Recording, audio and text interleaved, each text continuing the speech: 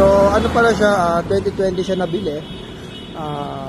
Original ang ORCR niya, documents, walang problema. Tapos ano pa ba, 2017 ang year model niya, tapos 2020 siya nabili.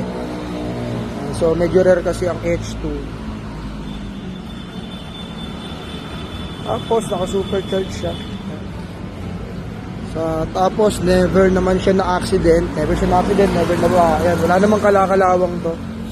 Tapos pwede sa maselan, kasi maselan din ako eh.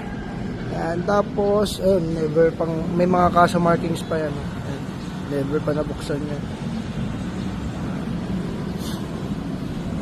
Tapos naka SC project pala siya, sobrang maingay. Tapos ito, naka carbon to, original carbon. Pati ito, carbon din to mga to. Ayan, carbon. Tapos naka ano pala to, original na Brembo. Ayan, na brakes, 19 RCS Corsa Corta. Tapos yung Collins na steering damper, yan, original yan. Stock yan actually stock yan. Yung mga H2 talagang may ganyan talaga sa accessories. Tapos ito, fully adjustable yung ano niya, yung front shock niya. Ayan. Ayan, Brembo brakes.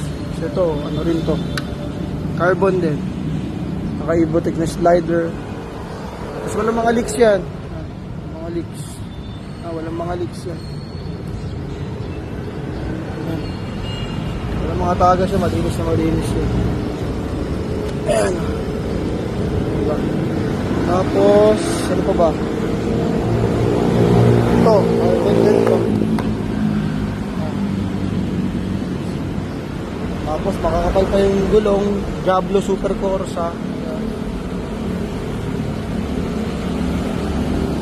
Tapos yung brake levers niya, pwede siya sa maselan, wala siyang mga gas-gas.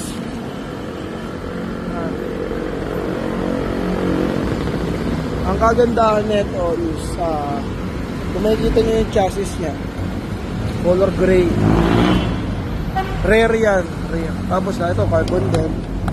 Tapos kung makikita nyo yung chain niya, yan, bago pa yung chain yan, walang kalawang yan, walang mga boom.